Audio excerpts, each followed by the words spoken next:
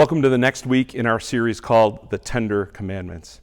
And again, just a quick reminder, we call these the Tender Commandments, not just the 10 Commandments, because these aren't hoops that we have to jump through to prove to God that we're worthy of His love.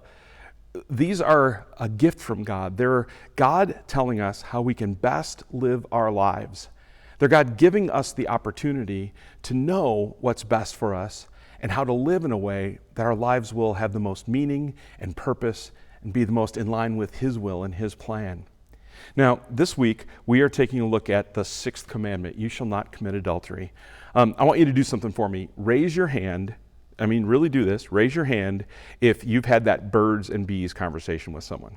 Come on, don't just sit there. Literally, raise your hand if you've done that, whether you gave the talk or you had the talk. Now, does it feel awkward sitting there with your hand up? I bet you it doesn't feel as awkward as it did when you actually had that conversation. It's an awkward subject, isn't it? And so I promise that we're going to treat it carefully and respectfully. This is going to be a sermon appropriate for all ages. But we do want to take a look at this commandment. It's one of the top 10. It's one of the things that God says is most important for our lives. Now, when we look through the Bible, this is the definition we find for adultery. Adultery is literally intimacy with anyone other than a marriage partner. Now, Jesus actually talked about this commandment and defined it even more broadly than that. Look at what Jesus said in Matthew chapter 5. Jesus said, "You have heard it said, do not commit adultery. But I say to you, anyone who looks at another person with lustful intent has already committed adultery with them." In other words, what Jesus is saying is, this commandment is not just about what we do physically, but it's what we do emotionally. It's what we think about. Our thoughts, our feelings, our emotions can violate this commandment as well. It's a pretty broad definition, isn't it? And that's going to be important for us to remember as we look at this commandment together. Now, to do that, we want to take a look at what may be one of my favorite stories in the whole New Testament. We find it in John chapter 8. Let me set the scene a little bit for you. Jesus has come to Jerusalem for a feast, a festival that was going on there, the Feast of Booths. And the festival has ended now, but Jesus has stuck around in Jerusalem for a little bit. And we're told on one morning, early in the morning, he came to the temple area and he sat down and began to teach. And people from all over came to hear Jesus. You just picture him sitting out in the temple court and there's a crowd of people encircling him. But suddenly we're told there's a commotion and the circle parts. And a group of religious leaders, Pharisees and teachers of the law, kind of push their way through the circle, and they've got a woman with them. A woman that we're told they had caught in the act of adultery. It means they had literally witnessed her sin. And now they had grabbed her and they were throwing her in front of Jesus.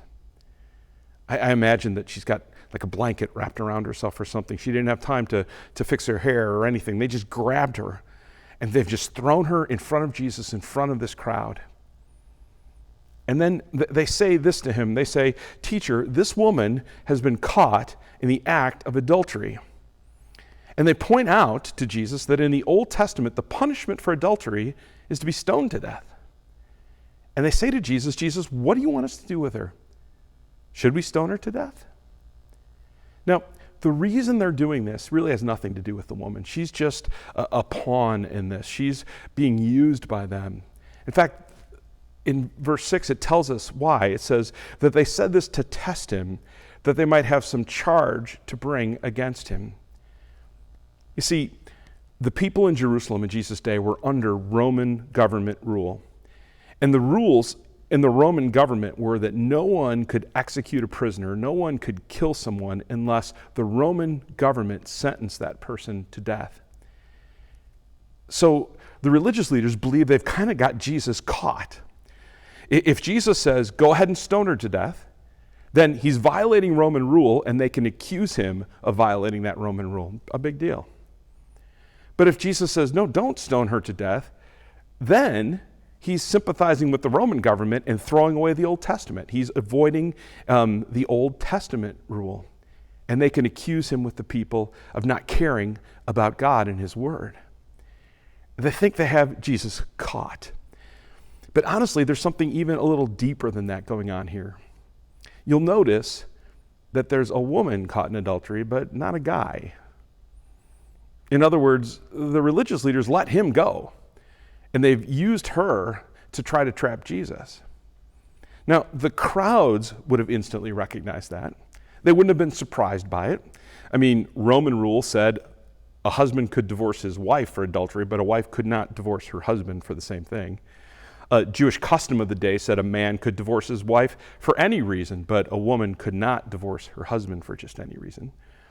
So the people watching would have been used to women being used by the society around, but not Jesus. See, if they knew anything about Jesus, they would know that Jesus treats women differently than society around him. Jesus treats women with respect. Just a few chapters earlier in John's gospel, Jesus treats this Samaritan woman with incredible care and respect. The disciples are stunned by how Jesus talks to and treats this woman. Jesus had these two women, Mary and Martha, these sisters that he used to go to their home and he taught them, and together with their brother Lazarus, they were some of Jesus' closest advisors and disciples. All throughout his ministry, wherever Jesus went, Jesus treated women differently. And now here's this woman thrown in front of Jesus and this crowd. And the crowd was probably not only wondering, is Jesus going to violate biblical law or Roman law, but they were wondering, what's he going to do? How's he going to treat this woman? Will he treat this woman differently than the religious leaders expect? And of course, that's what Jesus does. He treats this woman differently. Let's see how the story goes. We're told that when they make this accusation against Jesus, at first, Jesus really doesn't do anything. He doesn't say anything other than it says he bends down and he wrote with his finger in the ground. Now, interestingly enough, the word here means literally he was writing, not just doodling or drawing. He was writing words in the dirt. Now, I've got a whole bunch of questions I want to ask Jesus someday in heaven. And one of them is, what were you writing? What was he writing? We really don't know. Here's some theories. Some religious leaders today believe that what Jesus was writing is he was writing a list of the names of the people that were standing waiting to throw those stones. In other words, he was letting them know, I know you, I know who you are, and the implication there is, I know what you've done too. Others think that he was not writing their names, but he was writing a list of sins that all of them were guilty of. He was reminding them that you've accused this woman of a sin, but you guys are sinners too. A third possibility is maybe he was writing names, but not their names, but the names of other women that maybe they had been unfaithful with. Whatever it was, Jesus writes something in the dirt. And at first, it really doesn't have any effect on them. It says at first they continued to ask him, what are we going to do with her? We're told then Jesus stands up and he looks at them and he says, let the one among you who is without sin throw the first stone. In other words, he's saying to them, okay, if you've never done anything wrong, then go ahead. You can throw the stone. Now, the amazing thing is in this story, they get it. Whether it was what Jesus was writing or the way he said what he said to them, it pierces them to the heart. They get it. You know, years later, the Apostle Paul would write these words. He would write, all have sinned and fallen short of the glory of God. And they get it. They understand that. They know that they are sinners too. And so amazingly, they feel like they're kneeling right there with that woman. They look and they're saying, yeah, that's me. I've sinned too. I've fallen short of God's love and God's grace. And look at what it says. It says, when they heard what Jesus said, they went away one by one, starting with the oldest, until Jesus was left alone with the woman. They look at that woman. They see themselves. They recognize their sin. And by the way, I think it's ironic that it was the oldest of them that got it first. I know I've learned in my life, the older I'm around, the older I get, the more I'm around, the more I realize my own faults and failings, the more I'm honest with myself about how I've fallen short of God's plan for my life. That's me kneeling there. And they drop their stones and they walk away. Now it's just Jesus and the woman. And Jesus looks at the woman and he says to you, hasn't anybody condemned you? She says, no. And now's the moment, right? What's Jesus going to do? Because honestly, he is without sin. He could condemn her. We might expect will condemn her. But he looks at her and he says this, then neither will I condemn you. Go and sin no more. He gives her a new chance, a new start. He looks at her with love and with mercy. I picture Jesus reaching out and putting his fingers under her chin and lifting her face. She can't even bear to look at Jesus. And when their eyes meet, she doesn't see condemnation. She doesn't see judgment. She sees love and she sees grace. I don't condemn you, Jesus says. Now, folks, we live in a culture that is just over-sexualized. Do you know that over 60% of the movies made in the last 30 years are rated R? Sex sells is the byword in advertising. Everywhere we look, we are immersed in a culture that seems fascinated by this subject. And so if we are honest with ourselves, especially if we consider Jesus' definition that it's not just physically what we've done, but it's even what we've thought, what we've said, what we've desired. We're right there with that woman too, aren't we? Just like those people that were gathered around ready to throw those stones, Jesus looks at you and me and he says, okay, if you're without sin, go ahead and throw the stone, but we know we can't. We know that we deserve judgment and condemnation just like that woman. But God looks at you and me. And he looks us in the eyes, and instead of condemnation and judgment, he says, I don't condemn you. It's like, I get it. You've fallen short, but that's what I paid the price for on the cross.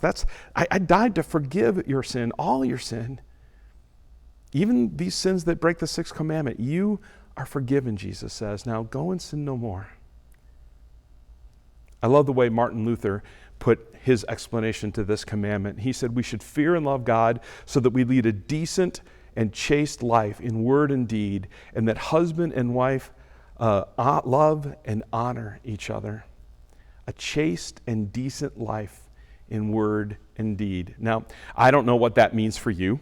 I don't know whether that means you shouldn't see certain movies or should or shouldn't tell certain jokes or not, or shouldn't put yourself in certain situations. It's probably different for all of us. But the goal is not to lead a chaste and decent life so that God won't be angry with us, or that so God will love us. He's not angry with us. He's forgiven us. Neither do I condemn you, Jesus says. Our goal in leading a chaste and decent life is because it's the best way to live our lives. We have a new start every day to live our lives in a way that are pleasing to God, but also best for us and for those that God has given us to love in our lives. I remember back when my son was a freshman in high school, one of our local public schools, and he came home one day and he had a permission form that he needed signed because they were going to have an assembly later that week on sex education. And we had to sign that he had our permission to attend that assembly. And so, of course, we signed it. And I told Christian, I said, I'm really eager to hear what it is they tell you. So he came back that day after the assembly, and I said, so what did you hear? What did they have to say? And he talked about some different things. He said, but Dad, he said, one of the interesting things is, one of the people that was presenting was actually a pastor, which surprised me. They're in a public school. And he said, this is the way the pastor described it. He said, every time we're intimate with another person, he said, it's like you're taking your soul and you're tearing a little hole in it and you're giving a pit of your soul to that other person. And the pastor challenged us. He said, I want you to think about that. And someday, he said, when you get married, if you have that opportunity and you give yourself to another person in marriage, think about that soul that you're going to give them. Do you want it to be full and whole and complete, or do you want it to be full of a bunch of holes from what you've done in the past? I thought, you know what? It's actually not too bad. Not a bad description at all. But folks, here's the interesting thing. What we've learned today from this story is that God has forgiven us. God has the ability to repair our souls, to fix those holes, to make us whole and complete again. Because we are God's forgiven, loved children, our past is truly in the past. In fact, the Bible says it's gone and a new person has come. Each of us has a new opportunity every day to let the failings of the past behind us and to move forward and live chaste and decent lives when it comes to our sexuality, knowing that God has forgiven our past and He's given us a new future. I pray that you would live today in that love and in that grace. Amen.